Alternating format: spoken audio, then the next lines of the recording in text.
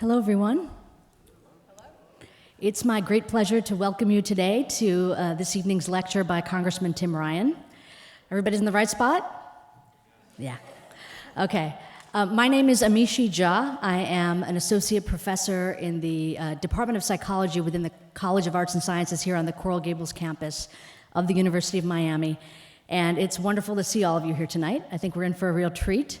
I wanted to say just a few words about kind of the organizing structure that brings us here today. So this lecture is actually part of a larger series of lectures we call the You Mindfulness lecture series. And You Mindfulness is a campus-wide initiative that is across multiple campuses actually and multiple departments and colleges. And it started out as Scott Rogers from the School of Law and myself within psychology coming together, and now I'm so happy to report that we've got folks from music, from the School of Medicine, from nursing, from the Wellness Center, from the Counseling Center, from the Business School, from the School of Education. So we're seeing ourselves take root in many different areas of the university. And this lecture series is part of a larger thrust of support that we've received very generously from Mrs. Maria Kluge, who I'm very happy to say is here with us tonight. So let's give her a round of applause. Woo-hoo!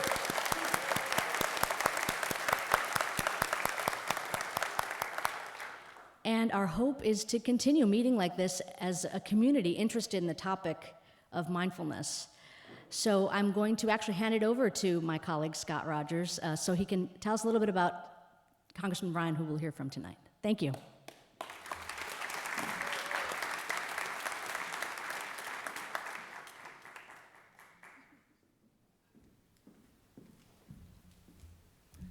So welcome.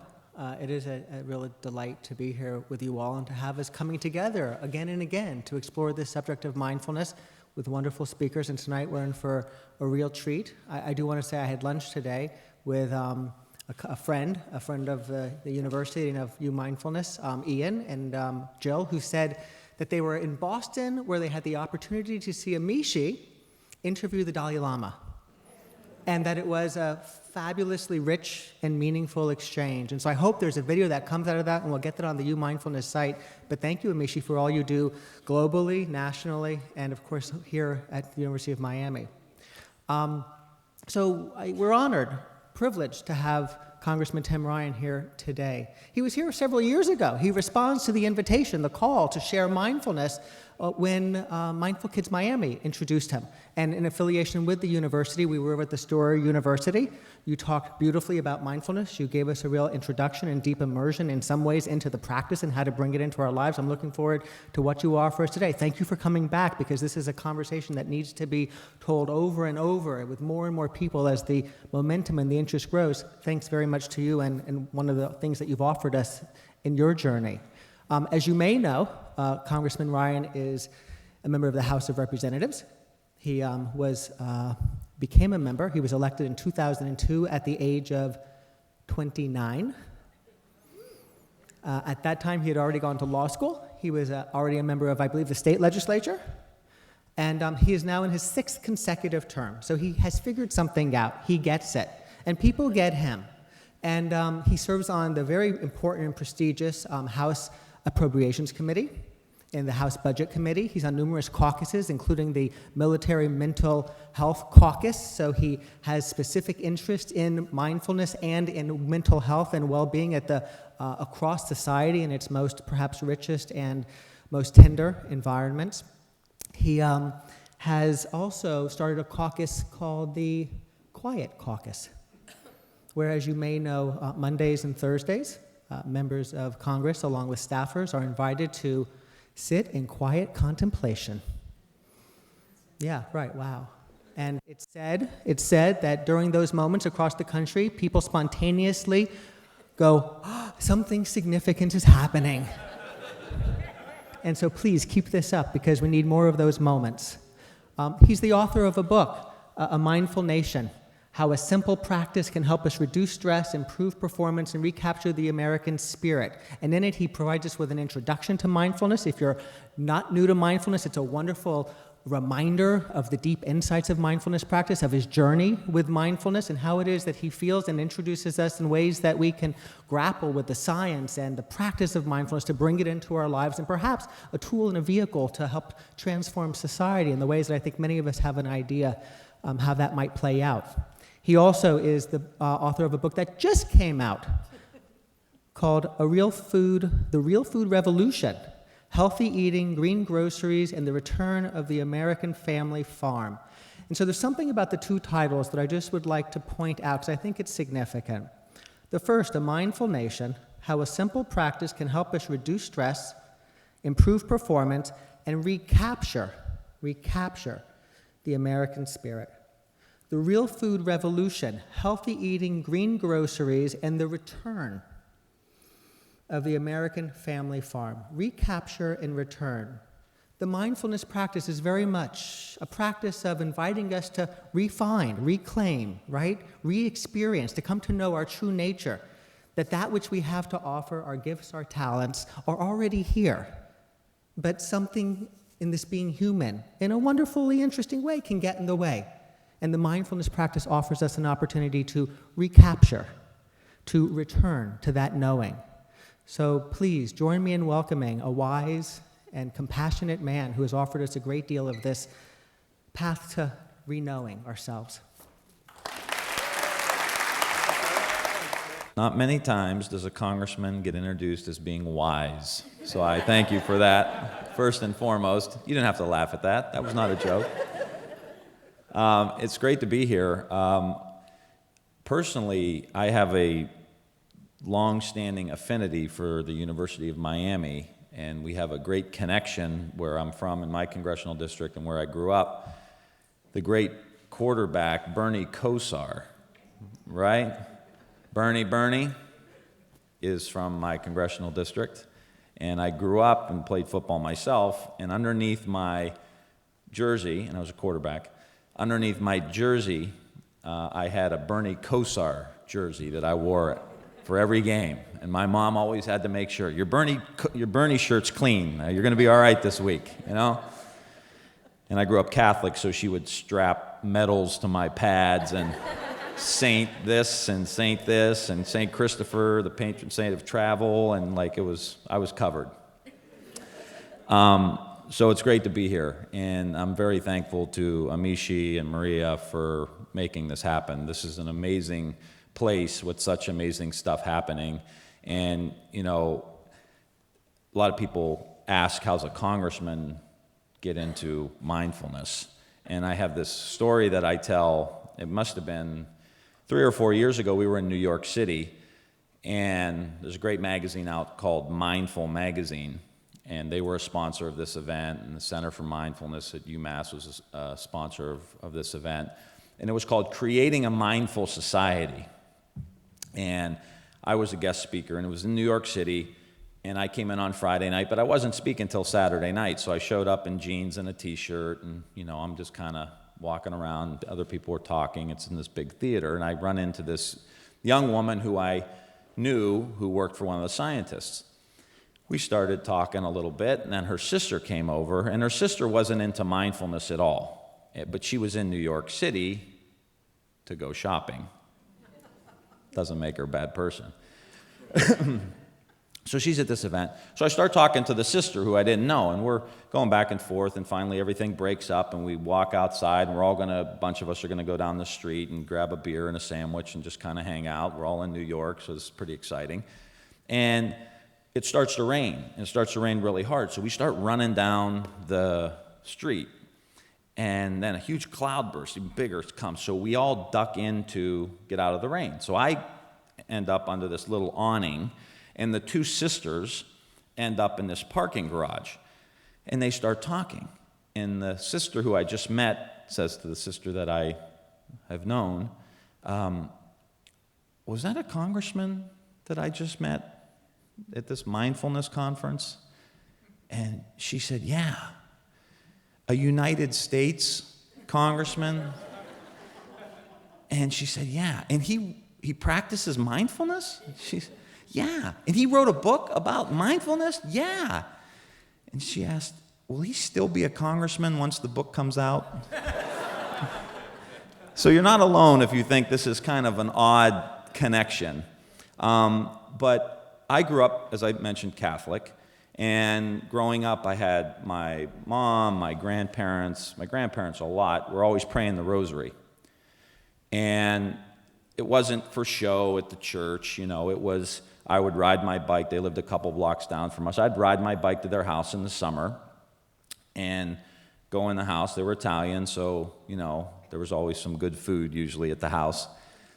But the radio would be off, the TV would be off, and they would be sitting in their living room praying the rosary. And I remember that feeling of going into that house, how just completely peaceful it was. And the older I get, the more I look back and I remember these things that I didn't really write about in the book, but these memories keep coming back of like, how do you end up being a congressman who writes a book and promotes mindfulness meditation and all these other things? And it was that feeling, I think, that I got from them and from their home. And then I learned centering prayer, which was a Christian-based meditation, mantra-based, where you'd take a couple words out of the Bible and repeat them over and over and over again. And then flirted on and off with all kinds of different types of meditation throughout my entire life. And then in 2008, I went on a 5-day, I got into Congress. Ohio is like Florida, right? Presidential years, it's like you don't even want to turn the TV on. And I know you just had a big race here. I was down in Tampa a couple weeks ago, and it was like, 3 o'clock infomercials on, and here comes a gubernatorial ad, It's like spending a lot of money. Ohio's very much like that. So I would run around the state, campaign for my friends who were running statewide and statewide elections for senator, for governor. I went from the minority in the House to the majority. I got on the Appropriations Committee. I had to worry about my own district. Things got more and more hectic for me, fundraising and all the other stuff. And then in 2008, I was 35, and I felt like, I'm going to be burnt out by the time I'm 40 years old. And I really don't want to be a burnt-out 40-year-old congressman. Like, that's not on the hopes and dreams list, When I grow up, I want to be a burnt-out congressman. That'd be great. And I knew the days that I practiced meditation, all different kinds, that I had a higher level of focus and concentration. I was more relaxed, less stress, and I felt like I was genuinely a nicer guy. Other people may take issue with that, but I felt like I was a nicer guy. And I knew the days I did it, I was like that. And I just said, if I'm going to have a daily practice, I'm going to need to go on a retreat. And I did a retreat or two for a day or 2 days on a weekend. And so I went on a retreat for 5 days. John Kabat-Zinn was the leader of the retreat. It was called The Power of Mindfulness. So, as you know, may or may not know, mindfulness is a practice where you try to ground yourself in your body and in the present moment. The best thing to ground yourself in the present moment is the thing that's ever present, and that's your breath. So your mind will go off to the future. Your mind will go off to the past, what I should have done, what I want to do, how I could have done things differently. And mindfulness is about coming to the present moment, grounding yourself in your breath. Mind goes back off, come back. So this is what John taught us at the beginning of the retreat. No matter what, come back to your breath. Don't judge it. Don't judge what you're thinking about. Just come back to your breath. And you sit there, and the retreat was like 45 minutes on a cushion doing that. And then you do a walking meditation for 45 minutes where you'd walk and do the same thing. Back to your breath, back to your breath, back to your body. So that's, in essence, the mindfulness practice. Very simple, pretty simple, but it's difficult. It's not easy. So the retreat was about doing this. And you got to practice it. I mean, this isn't just I'm going to sit here and zone out and hope that I have some benefit. That's like going to the gym and like you walk around, you look at the weights, There's the elliptical over there. There's the treadmill, looking good. Let me get a towel. Where's the water? And I get a little water, and you got all your gear on, you're ready to go, but you never lift any of the weights, right? So mindfulness, you got to practice. You got to do it. So this retreat was about isolating yourself in a kind of a container where you can really learn how to do this. And so over the course of the 5 days, John would introduce more and more extended periods of silence. So it wasn't just, so we'd do the 45 minutes, and then we would talk and, what's going on. And then he'd say, okay, so we're going to leave here tonight. This was the first night or day or two. It's 5 days. He said, okay, we're going to leave here tonight. No talking. So the whole, you didn't have a BlackBerry, like you checked your BlackBerry at the door. No calling home to your mommy if you got scared. No journaling, just you and trying to understand what was going on in your own head. So he would say, okay, you leave here tonight, don't talk to anybody. We're going to come in tomorrow morning, don't talk to anybody. We're going to sit, blah, blah, blah, don't talk to anybody. And, go through breakfast, don't talk to anybody. And then we'll come back and we'll see what that felt like, having all those interactions, because you're in a cafeteria with 70 people and you're not talking to them. That's pretty weird. Imagine going to the cafeteria at school and not talking to anybody. So we get in there, and I remember being there, your mind starts to just starts to calm down, because you're not, okay, who's texting me? Who's on my Twitter account? Who Facebooked me? Who's calling me? And then how about this one? When you call someone and they don't call you back, you start thinking about why they didn't call you back. Did I say something to them that made them upset? Or was I supposed to call them back? Or you create these stories in your head. And so when you're all by yourself for 5 days, you start to see this play out in your own mind. So you really gain an understanding of what it is that you think about all the time that makes your stress level so high. So I remember being there I think it was at the lunch, and things were calm, and maybe it was the breakfast. We're all sitting there, and you can just start to hear things that you normally don't pay attention to. So you're in the cafeteria, and someone puts their chair in. You hear, "Drick, drick, drick." You hear the fork and the knife, like on the plate. Ting, ting, ting. You hear. And then I remember getting a cup of coffee, and I see my cup of coffee is in front of me. And there's all this steam coming out of my coffee. And I remember just sitting there going, wow. Look at all that steam coming out of my coffee. It's twisting around and making all these designs. And I thought, does that happen every morning? And I'm like spaced out and I miss it? And the answer is yes. And then you start thinking, well, what else is happening in my life? Where you get in the car, you pull out of the driveway, you got your commute to work or wherever, and you just end up at work, pulling in the parking lot. You don't remember what the hell just happened for the last 20 minutes, right? That's mindlessness. And there may be a time and a place for you to sit and daydream and think and all that, but most of the time, especially when you're driving a car, it's a good idea to be paying attention. So you really start to recognize this. And over the course of that 5 days, we had really interesting interactions. And I remember this one couple that was there. I still laugh when I think about them. They were living together in this retreat house. They were in the same room. And I remember after another silence. So we went from that period, then he extended it. We did another extended period of time that was, almost like 3/4 of a day or whatever. And I remember the couple comes back, and John sits us in a big circle, and he says, so anybody got any interesting interactions that were happening? And there was a couple funny little stories, and then this couple started talking, and the guy says, I didn't like it. And he said, well, why not? Well, I thought my wife was mad at me. I'm like, why? Why would she, no one's talking. He said, I could swore she was mad at me, and my stress level got up, and John says to the wife, were you mad at him? And she says, I don't know what he's talking about. Like, no, I'm not mad at him. And he starts, as he's talking, he realizes the only time him and his wife are in a confined space and not talking to each other is when she's mad at him. And so it's just interesting, like these things that come up and how you project what you think into a situation that isn't real. You just made it up. You just made it, and not only did you make it up, you made it up and then you really believed it. Right?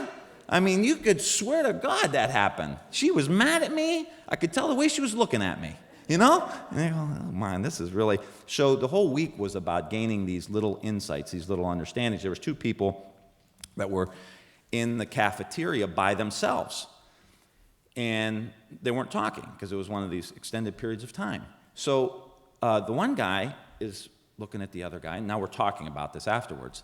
He says, well, John says, well, what were you thinking? He says, I was looking at this guy across the cafeteria, and I thought, wow, is he a good meditator? Look at him sitting over there. He's so peaceful. I mean, I'm not a good meditator like that. I'm a bad meditator. I'm here, my mind's wandering. Maybe I'll be like that guy at the end of the retreat. So then John says to the guy who was, you know, the best meditator in America at that point in this guy's mind, he says, so you were sitting over there? He says, what were you experiencing? He goes, I was in a fight with my wife in my head, and I just had this huge argument going on. And this is what this is about. Like, how do you better understand who you are? You've got to pay attention. You've got to spend some time really looking at what emerges, what comes up. What do you think about that may bias a decision that you make, or influence you in a way that you're not aware of, that you would be a little bit helpful if you had a little more awareness and understanding. At the end of the 5 days, right towards the end, I remember doing a walking meditation. We were right by the brook. And I had the experience that my mind and my body were in the same place at the same time. They were synchronized. And it reminded me of being back playing sports when you were in the zone. Anybody ever been in the zone before? I mean, obviously, I wasn't in it a lot, or I'd be accepting a scholarship in front of this crowd for quarterbacking Miami University. But that never happened.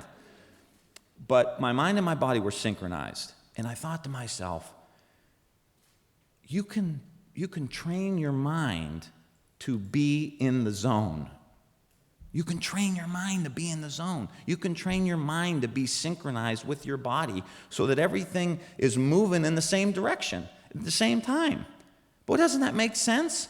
If your body's going in one direction and your mind's in another direction, you're not harnessing all of the power that you have going in the same direction.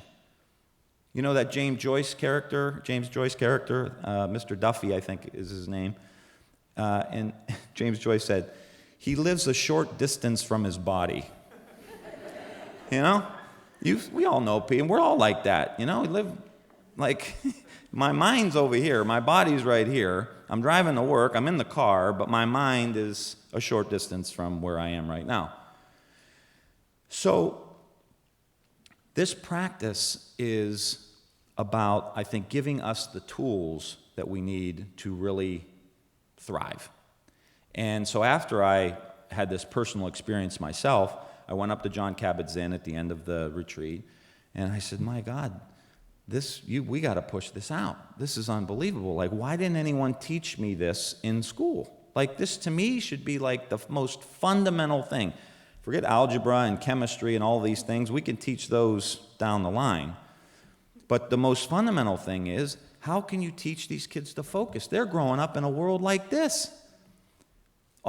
Their brain will change. I'll let Amishi talk to that, more specifically than I ever could. But your brain is going to change.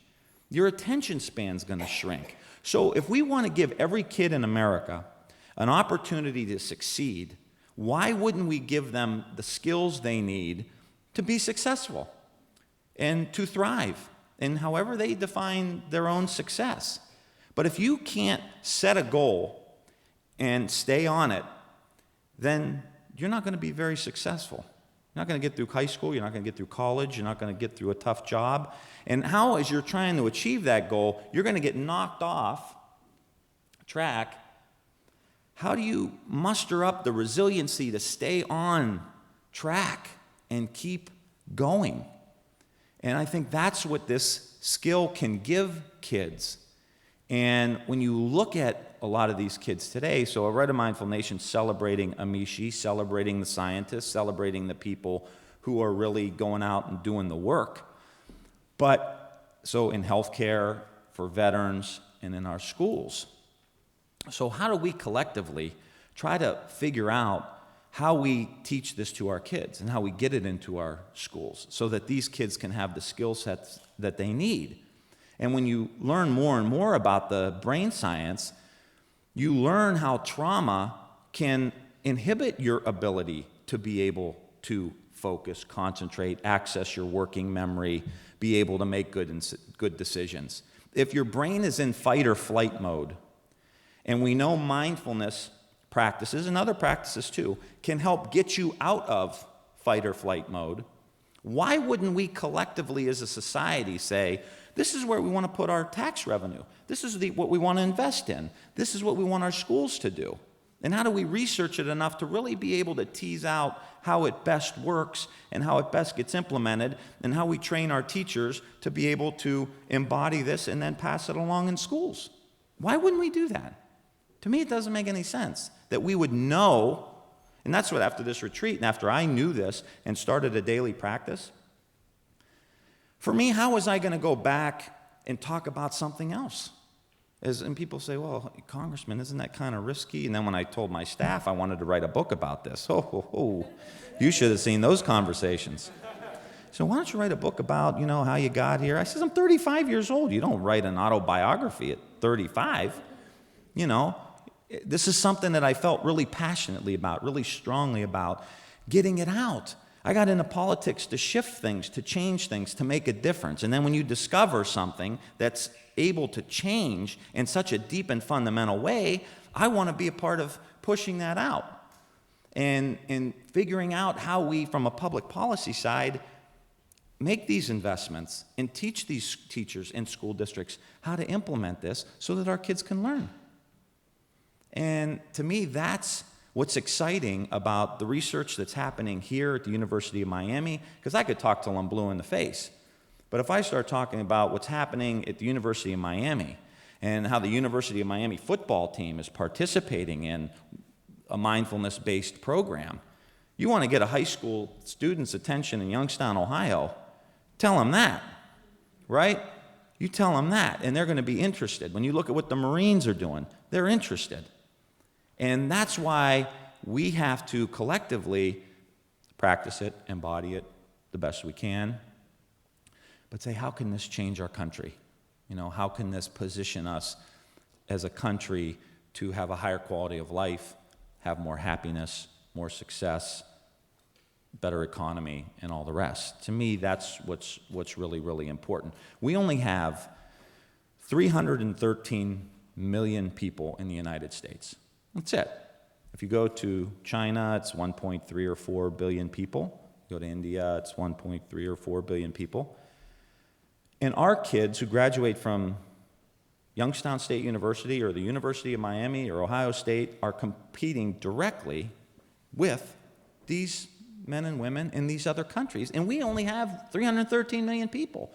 So we better figure out how we get all 313 million on the field wearing the United States of America jersey, helping us compete economically and quality of life and all the rest. And I don't think we're giving kids a fair shot if we just write off entire neighborhoods, entire school districts, and say, well, we're just going to take these good school districts here, and a lot of the good school districts I get invited to go speak to, they have high suicide rates because of the high levels of stress in these schools and these kids thinking if they don't get all A's, they're not going to get into the right college and their life's over. That's not the American way. That's not what we're about.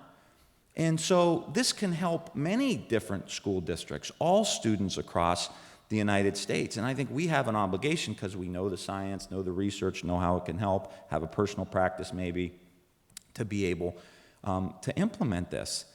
And, I think it's something, quite frankly, I don't like to talk politics much when I give these speeches. And don't worry, I won't get too deep. But I do think the country, left, right, Democrat, Republican, we're looking for something new that can potentially work. Not the same old arguments we've been having for 30 years, banging our head against the wall. I have my political positions. I'll talk to you about them after. But I'm thinking, isn't this something that could maybe be really helpful in healing the political divide? You want to talk about empowering somebody, giving them the skills they need to be successful? You want to talk about reducing healthcare costs in the long run? And addressing our long-term budget issues that we have, that healthcare is a primary driver and stress is a big driver of healthcare costs? Do we want to talk about personal responsibility? We're all for it. You got to go out and succeed. Resiliency, the ability to get knocked down, keep going. This is all can be developed through mindfulness-type practices. And so why wouldn't we find something like this? It's about community. It's about connecting at a deeper level. But we can't just send people off into the world. I don't know what the world's going to look like in 10 or 15 years. I don't know what the economy is going to look like in 10 or 15 years. If I told you, I'd be lying to you. Who knows what's going to develop in 10 or 15 years? What I do know is we better give our kids the skills they need to go out into that world and be able to compete. More technology, this is not going away, so we would waste our time trying to ban this stuff. The fact that I have it up here is a bad sign, you know what I'm saying? So how do we give them the skills that they need? You look at the veterans who are coming back. 22 vets a day take their own life. 22, going back to Vietnam. 22 a day. So in the time I'm up here speaking, we'll lose a veteran. Somewhere in the United States will take their own life.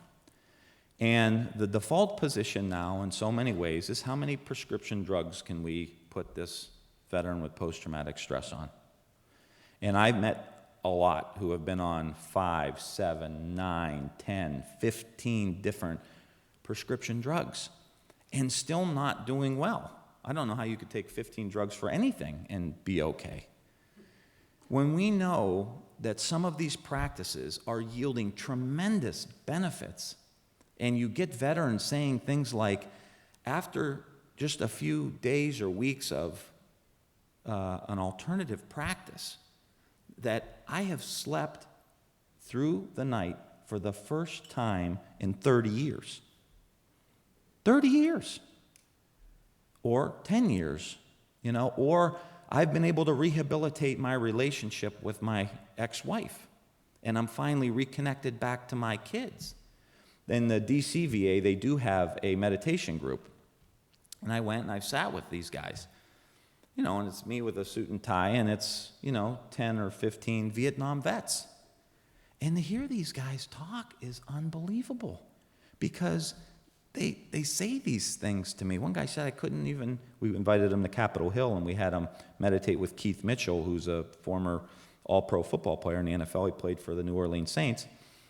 And Keith meditated with all these guys, and the guy came up to Capitol Hill, and he said, before I started practicing mindfulness, I could not drive on a highway, and I would have never been able to come here. And these are the stories you hear. I think we have an obligation to help push this out. I see these kids in the classrooms that we have. We were able to get a grant for $1 million in 2009, and we implemented mindfulness and social and emotional learning into our schools. And you should see these kids. The superintendent told me this great story last week. I called him up about something else. Well, I want to get gardens in the schools now. I want every school to have a garden. Isn't that be a cool school? You got a garden in every school. You got a kitchen to teach kids how to cook so they know what to eat. And you have a salad bar in every school. And you're teaching the kids mindfulness and how to pay attention and how to focus and how to listen and all the emotional intelligence skills, and you had little art, little music, I think that'd be a cool school to go to. Like, I should have done this for myself back, but I obviously couldn't. And there were two principals. I called him up. I said, hey, what's going on? Da, da, da. He said, well, I got to tell you this story. He said, we had a little issue with the social emotional learning mindfulness thing. I said, what happened? I'm going, oh, God, this is all I need. He said, we had two principals that got in an argument.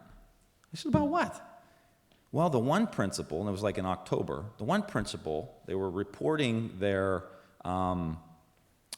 incident reports, like basically, like how many incidents did you have in your school in the first 6-8 weeks, whatever. And the one principal said, I didn't have any incident reports. So the other principal thought she was like cooking the books, right? Okay, you didn't have any incidents, not one. We didn't have any. And that's the school that really we have embedded the social and emotional learning and mindfulness in. This is inner city Warren, Ohio. 50,000 people, 40-some thousand people, older, industrial, multicultural, high poverty rates, high Medicaid, high free and reduced lunch, probably 80-90% if I had to guess. Tough school. And not one incident report, because they have a peace corner in the classroom. So you learn how to identify your emotions, you pay attention. They'll do breathing. I'll walk into the school and the kids will be laying out in like a yoga position on the floor with a belly buddy that they put on their belly. Breathe in, breathe out, breathe in, focus on your belly, breathe in, breathe. So it's beginning to train their mind to focus on the present moment, be aware of your body. I'll walk in and there'll be 12 kids on the floor doing this. So these kids have to learn how to identify their emotions, and then there's a peace corner in the room. So if they're feeling bad, I went to Catholic school for 12 years, so if I was fidgety or I was causing trouble, or if I was mad or something was going wrong, chances are I would have got yelled at. That would be a good day if I just got yelled at. And these kids are allowed to raise their hand and say, Mrs. Jones, I'm not feeling good. I'm feeling yucky about something. You okay? I'm feeling really angry. Can I go to the peace corner? Kid will go over to the peace corner. And you can meditate, you can write, you can color, you get your stuff together, and then you come back to class. So you're teaching a kid how to handle his emotions or her emotions, not yelling at them for feeling angry. Like, stuff doesn't make anger go away, doesn't make fear go away, but how do you deal with it? And if we want to make the neighborhoods in Warren, Ohio safer and more attractive for investment, then we better teach our kids who live in that neighborhood how to regulate their own emotions, how to de-escalate situations, and that's how you're going to make the neighborhood safe. We could put all kinds of cops on the street. If our citizens don't know how to behave and regulate their own emotional states, then we're not going to have safe neighborhoods. And we could keep doing the same thing. This would be the political argument that at some point I'm going to have with people who are going to say, oh, this guy, he wants to teach kids how to breathe, and they're going to go out in the neighborhoods and make the neighborhood safe. Yeah, they are. What's your idea? More cops, more prisons, more jails, more taxpayer money, $40,000 a year to put somebody in prison? Is that somebody else's idea? Because we tried that, ain't working. So when I do this, I need all you to help me. Like, no, he's right over here. I'm with this guy. The guy who wants him to breathe, I'm with that guy over there. Yeah. So this is how we shift the neighborhoods. And I'll tell you a really cool story about a girl in town who she was in one of these classrooms, and she lost her family in a house fire. Just show you the power of this stuff. Lost her family in a house fire. All her brothers and sisters, like 3 or 4 brothers and sisters, and her parents. She was at her grandmother's house that night. And at 10 o'clock that night, she wanted to go home. And the grandmother said, it's 10 o'clock, I'm not taking you home, you're staying here. And thank God, because she lost everybody, her entire family, in that house fire. So the kid was in this SEL mindfulness classroom.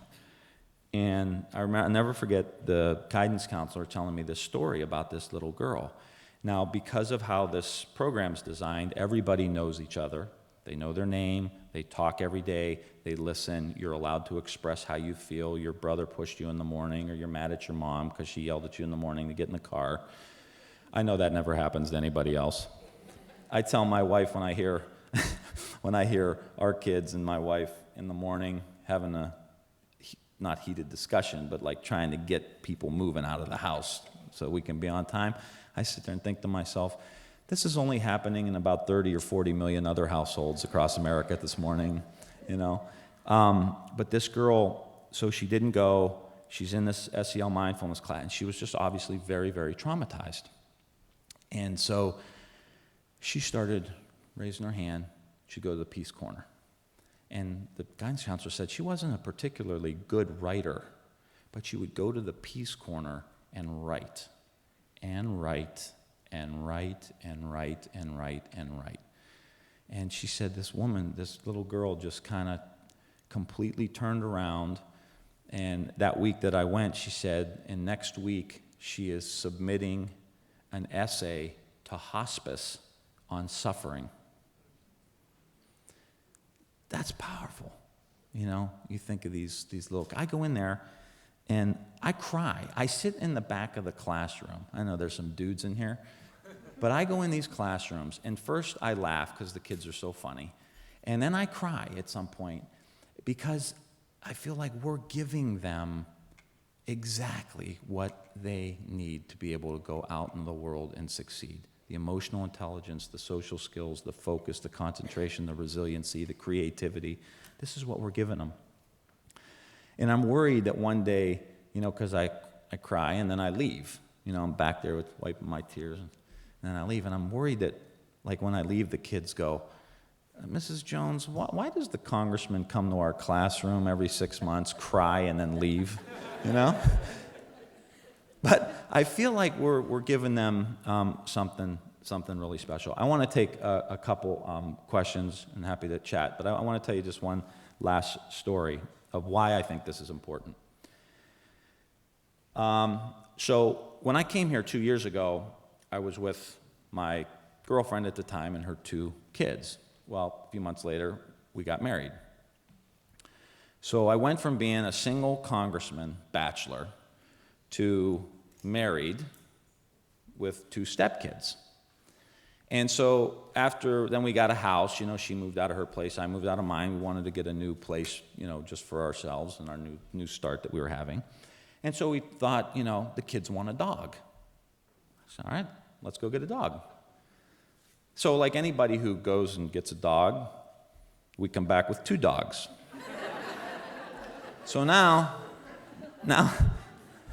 I'm go from a single congressman to married, 2 stepkids, and 2 dogs. And then in June, we had a baby of our own, Brady. So now, bachelor congressman, married, 2 stepkids, 2 dogs, new baby. So a few weeks ago, I had this amazing experience in my house.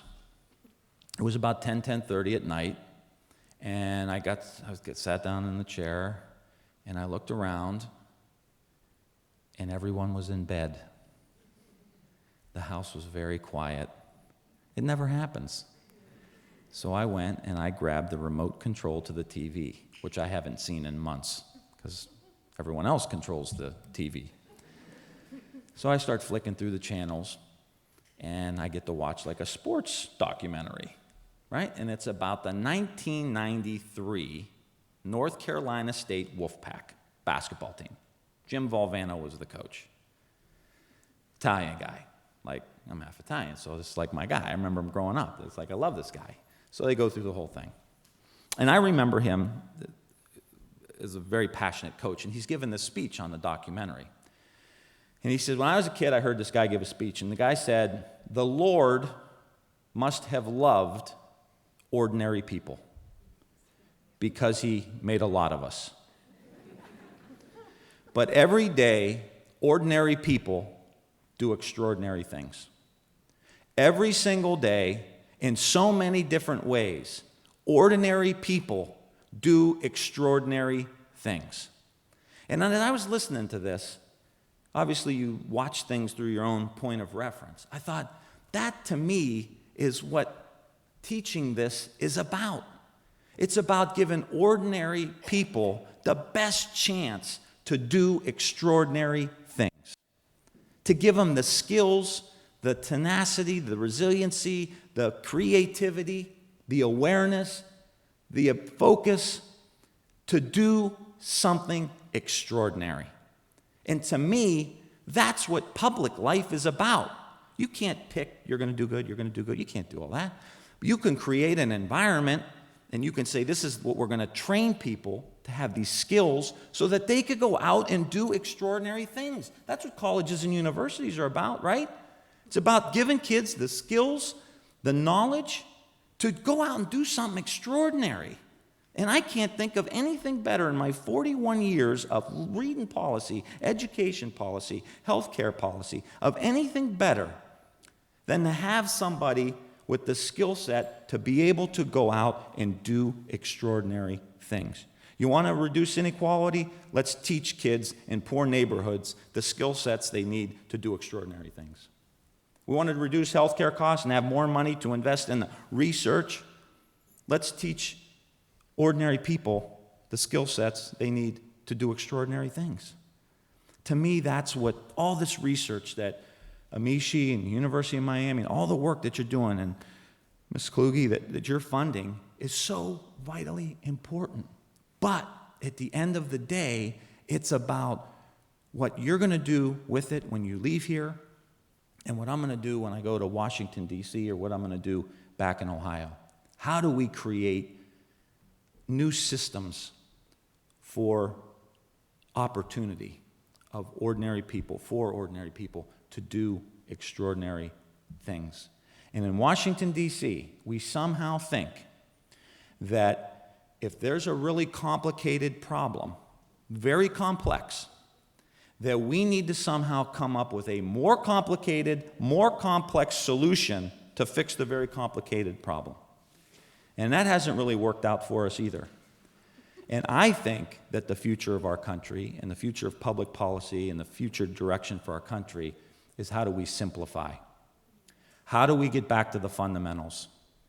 And the fundamentals, in my estimation, with the 2 books that I wrote, how do we teach kids how to focus, concentrate, be resilient, be creative, get knocked down, and get back up. This society where everybody gets a trophy, I don't like it. Right? What'd you do? I joined a league. Well, here's your trophy. No, that's not teaching a kid what you need to be successful. You need to get knocked down and earn the trophy. And if you didn't earn it, you got to figure out what you got to do to get better. I don't think that's too much to ask. I don't think it's mean. I think it's mean-spirited for us to think that somehow we should allow you to think that that's okay. And so as we move forward, these are the kind of things we need to get back to the fundamentals. What kind of food do we eat? And this will be the only elevator pitch for the Real Food Revolution book. We subsidize crops that turn into highly processed food.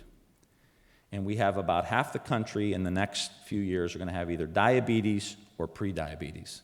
You want to collapse the healthcare system. You want Medicaid and Medicare to collapse. Let's have half the country have diabetes. And we subsidize it and make all this food really cheap. And then we subsidize the healthcare to take care of the people who are sick because of the highly processed food that they eat that we make cheap and more accessible. So that's the Real Food Revolution, and I will tell you, my mindfulness practice really brought some clarity to that complicated system, that this is food, this is agriculture policies, this is education policies, these are healthcare policies, when in fact, they're all connected. And if we want to give ordinary people a chance to do extraordinary things, we as leaders need to see these systems as connected and make sure we try to address them all in a holistic way. And I think a mindfulness practice can help. So thank you for being here, and thank you for being a part of this great community.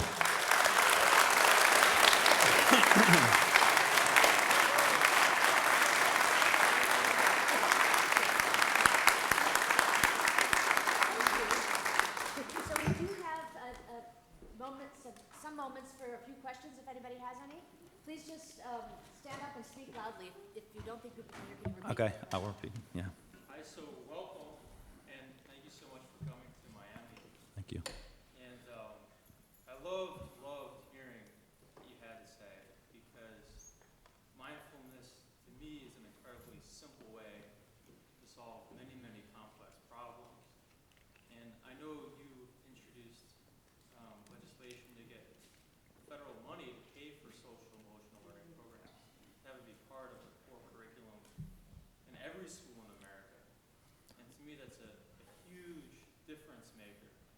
So on the local level or on the state level, what can I do, what can people in this community do that would bring mindfulness and social emotional learning to Miami, to Florida, and to every classroom in the country?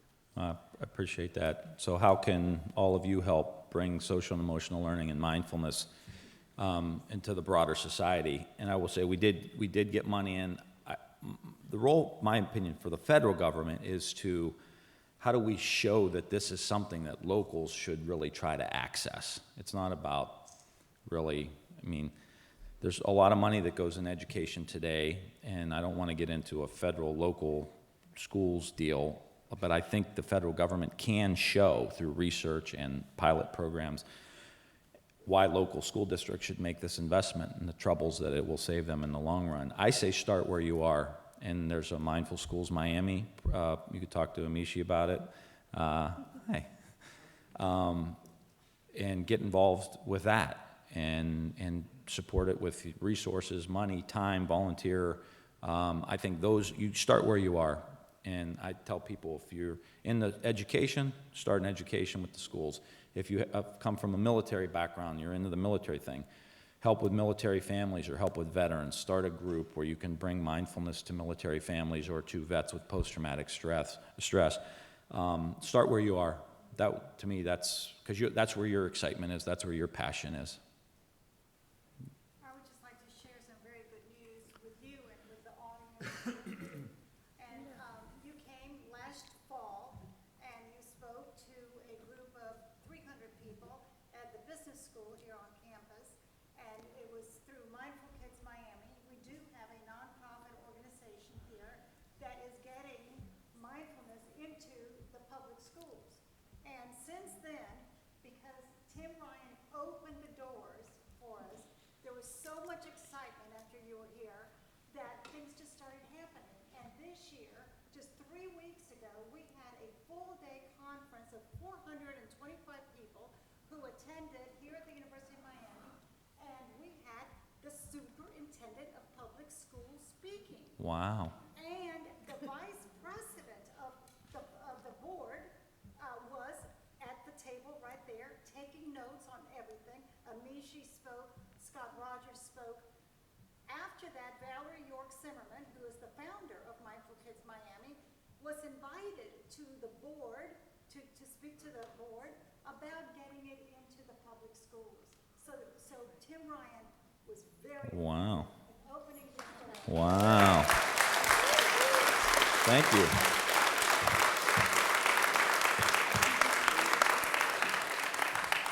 I'll send you a bill. No, okay. That's great news. That's fantastic. I'd like your email so we can send you a full report of Okay. everything that happened after you visited. Okay. Great. You got it. Yes, sir. Yeah, I was wondering if that retreat you went to back in 2008, could you maybe describe what it felt like when suddenly it started snowing? I think you were a cop back then. You didn't want to tell people you were a congressman. Oh, I don't remember. I have this issue when I travel or go somewhere that I don't say I'm a congressman. I'm like a high school basketball coach is my traditional facade that I put on.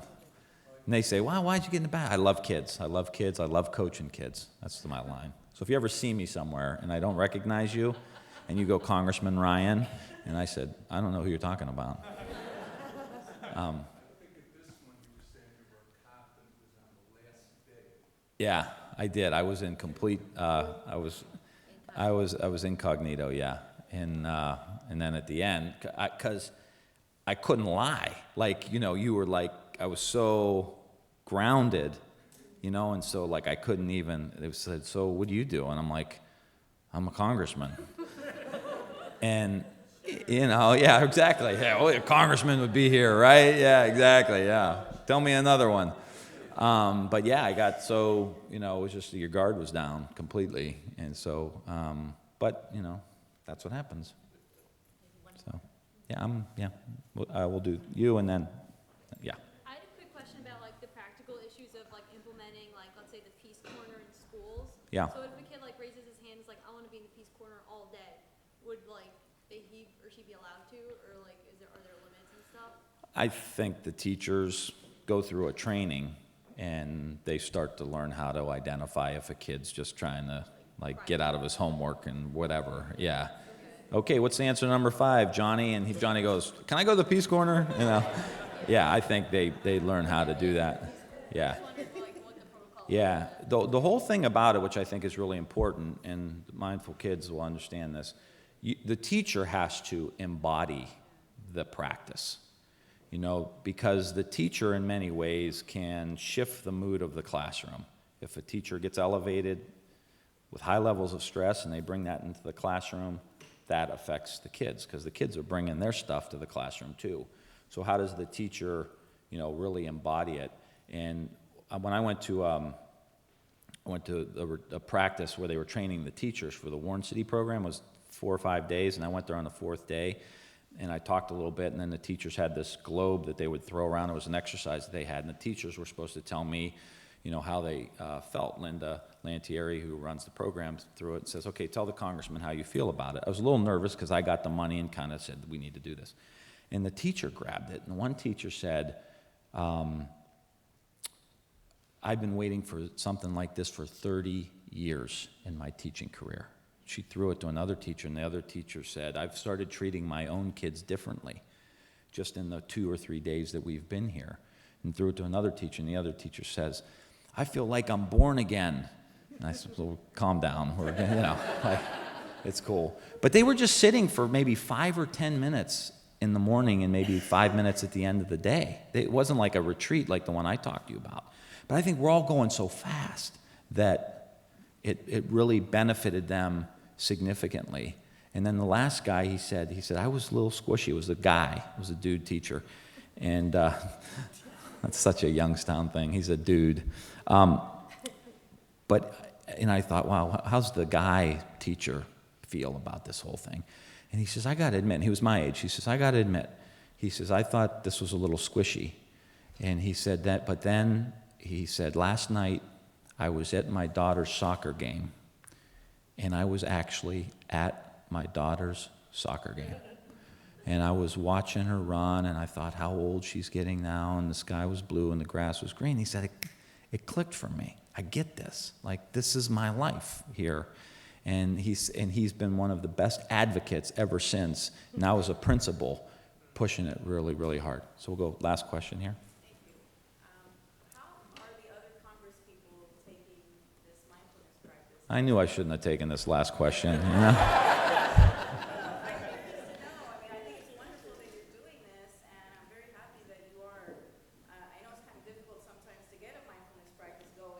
Mm-hmm. I've been kind of leading one a little bit in the water department myself. Mm. But sometimes like people are real enthusiastic, but then sometimes they don't show up to the practice, and then sometimes they do, so it's kind of on and off. But as far as the Congress people go, how are they taking? Like, are they practicing sometimes, or are they talking about it? Well, we do twice a week when we're in D.C. For members, we do it in the House Chapel, and that's just for members of Congress. Not a great turnout for that, you know. And it's me and another guy usually, and we've had. What's the percentage of 2 out of 435? And so we do it, and then we have a thing for staff where we bring in different teachers. So we bring in mindfulness teachers and people who do yoga and different kind of teachers who teach alternative approaches to veterans, education, whatever. That's for staff. Members can go, but it's for staff. We get 30 to 40 staff members who come in, and I've heard them, talk about in the hallway, like, oh my God, that's so great. I'm going to start doing that all the time. I've had kids, I call them kids now, they're in their 20s, but they'll grab me at the cafeteria. I'm going through the salad bar line or whatever, and they'll say, hey, Congressman, I just really want to thank you for doing that. It's really been helpful. My stress was high, and they'll have a story to tell. And to me, that's important because those are the future members of Congress. Those are the future chiefs of staff of members of Congress. And if we can reach them as well. But I do have members of Congress who, they'll tease me when the book first came out. They'll come over and all the guys are hanging out and they'll tease me for being, the yoga guy or Zen guy or whatever they feel like throwing at me. And then everyone will want, ha, ha, ha, and I'll laugh it off. And then everyone will walk away, and the person who said something always says, what is that stuff you're doing? I think I really need something. My stress level's so high. I'm thinking about not running for re-election again. I can't juggle all this with my family and the fundraising and the job, like quietly. And I'll have people come up and say, my wife read about you in Yoga Journal, or I read about you here, or my daughter teaches yoga. There's it's kind of in their world, but I will tell you, Washington, D.C., and you know this, is a very insulated place, and it's hard to penetrate sometimes, most times. Usually Congress, really, the history of the country is Congress is last to the dance. You look to civil rights, you can look to women's rights, you can, whatever it is, it's like Congress is the last ones to get the memo, So that's why I've spent a lot of time coming to Miami, going to different parts around the country to try to get groups like this to be supportive and to hear about 450 people. I was with a woman today her dad's a labor leader in Youngstown. He says, you got to meet my daughter. She's a yoga teacher in Miami. I said, you got to be kidding me. So I said, next time I'm in Miami, I'm going to call her. Met with her today. Yoga Gangsters. I don't know if you heard of them, right? Terry. So Terry's dad is like my buddy. So anyway, as I walked in here and I saw this crowd, and she told me about an event she had with 500 people to raise money for Yoga Gangsters, and they could teach yoga at juvenile justice halls, schools, prisons. Amazing. She's a phenomenal woman. And then I look at the crowd in here and I think, well, she's getting 500. And here's a couple hundred, and there was 300 at the last event, and then you had one with 450. I'm thinking, just here in Miami, you've got probably 800, 1,000 people who are get it? That's a lot. If you ask me, I'd run a political campaign in Miami right now if I had said, I got 1,000 volunteers. What? I'm in. What do you want me to run for? I'll be at the beach, but I'm going to run, But think about that, 1,000 people in Miami. That's huge. Imagine the network, the neighborhoods, the schools, the money to raise for, say, just schools and the yoga gangsters. You want to transform Miami, I'd place a bet on that. And it gets to your question, too, about what do I do? It's there's a group here of people who can really, and you got the research. You got the research, the yoga, the mindfulness, and 1,000 people. My work here is done. I'm out. Thank you so much.